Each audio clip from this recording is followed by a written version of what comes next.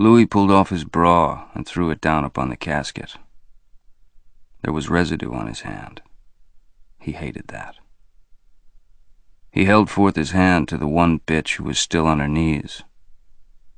She closed her eyes and licked the scum from his hand. As he stood over her, he could smell her hair, which had the same dirty, cloying stench of that coconut oil shit those fucking Haile Selassie cabbies used in their taxis. And he could feel the sticky grease of whatever cheap shit she wore on her lips. He withdrew his hand from her. Downstairs on West 26th Street, he stood a while in the night. It was the dead of August. That time in New York when the daylight sky was an oppressive, low-lying glare of white, and the dark of night was a haze of starless ashen pallor. Louis felt at one with it. He lighted a cigarette and drew smoke. It was late, but not for him. Humidity and his own sweat began to gather on his skin. He looked at the moist, glistening amid the hair of his bare forearm. He looked longer at the hand that held the cigarette. He didn't know which was worse, the traces of his own detested bodily fluid, or the slime of that bitch's tongue. This would clean him, he told himself, feeling the gathering of humidity and sweat increase. All he needed now was a good breeze from the river. That would be nice. He began to walk. He had not tucked his shirt into his trousers, and he had not buttoned his shirt, and he did not do these things now.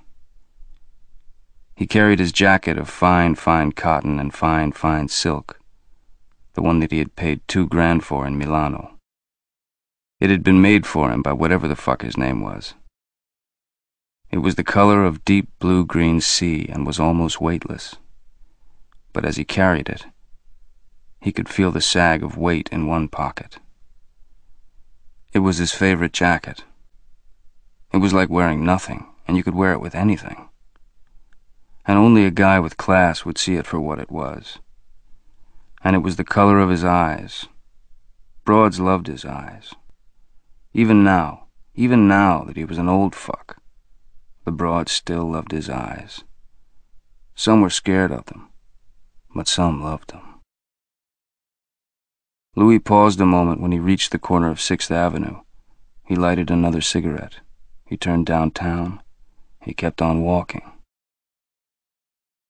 Yeah. 63 fucking years old last May. And here he was, walking down the avenue like a kid. He liked to walk, at night, alone, even in this heat. It was nice. These nigger punks passing him by in the street, they got nothing on me, he told himself. It was true. It really was.